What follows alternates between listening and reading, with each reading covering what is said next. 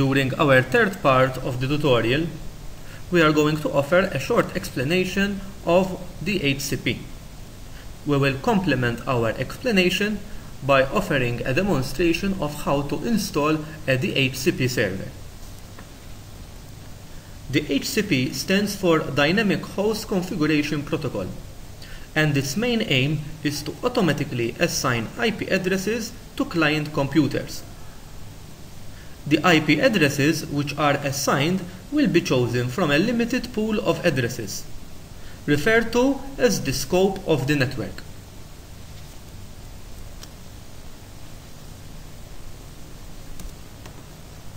We will now move on to a demonstration of how to install a DHCP server along with configuring it. We will start off by installing it, so Applications, Add Remove Software.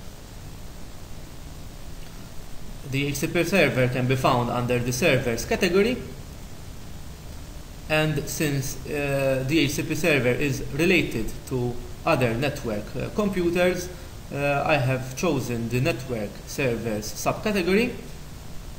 If I click on Optional Packages, I can find the setup file, the first actually option, the DHCP 3.05.18. So I have ticked the checkbox, and after clicking Close, I choose Apply, and the installation of the package will begin. I am importing the key so that I register my software. The installation has successfully completed, and this was the installation of the DHCP server. It is important to note that after installing the DHCP server, some sample configuration files were also created. These sample configuration files contain basic settings needed for a DHCP server. In fact, we are going to use this sample configuration file for our own purposes. In order to do so, I am going to open the terminal application by clicking on Applications, Accessories, Terminal. The first thing that I'm going to do is log in with the root privileges by using the su super user command. I am typing now the password that I have inputted during the installation of the CentOS operating system. One may note that there was a change between from Chris to root. Basically now I am logged in with the administrator privileges. Now I will copy the sample configuration file to a folder that contains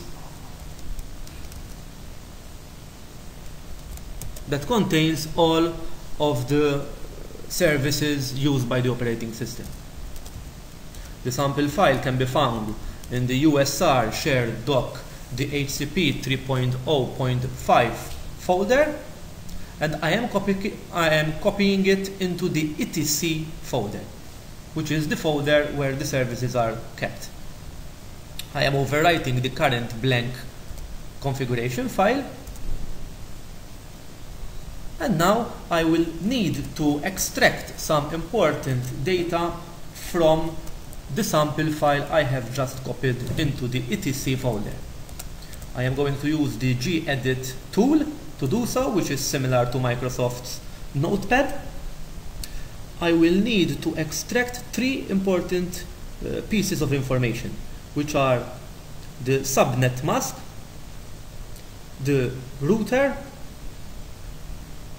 and also the range of IPs that the client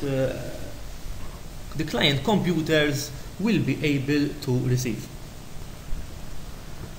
Before starting the DHCP server, we are going to assign a static IP to the operating system. So System Administration, Network option.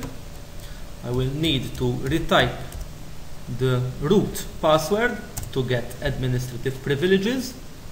We are seeing a list of the network cards that are found on our computer, only one, so I double click on that network card. Now I will need to set up a static IP. It is important to remember that these settings were extracted from the DHCP configuration file that we have accessed using the gedit tool. After confirming that the settings are correct, I click OK and activate the use of the network card.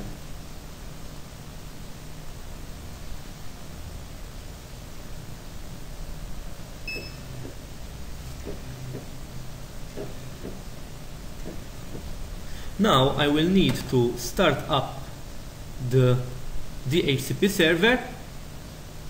Once again, using the terminal tool, I change the role which I am logged in with.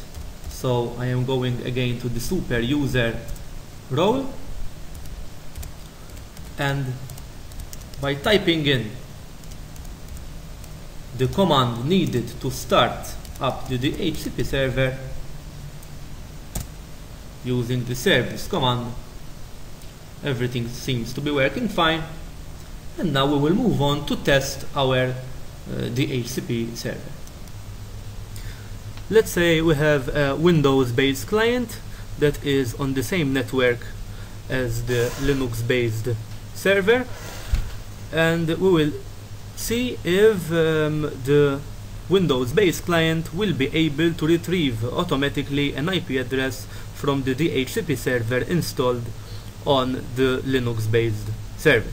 So, in order to do this, we are going to enable the network card on the Windows-based client. So, start, control panel, network and internet connections, network connections. Before enabling the network card, I'm going to check through the properties and the properties of the TCP IP that the IP address is to be obtained automatically, and this was confirmed. I will now enable the local area connection, and it seems that an IP address was successfully acquired. Let's check what is the IP address acquired through the CMD tool ipconfig command, and the 192.168.0.254 IP address was successfully obtained, and this confirms that the Windows-based client was has successfully obtained an IP address from the DHCP server which we have just set up.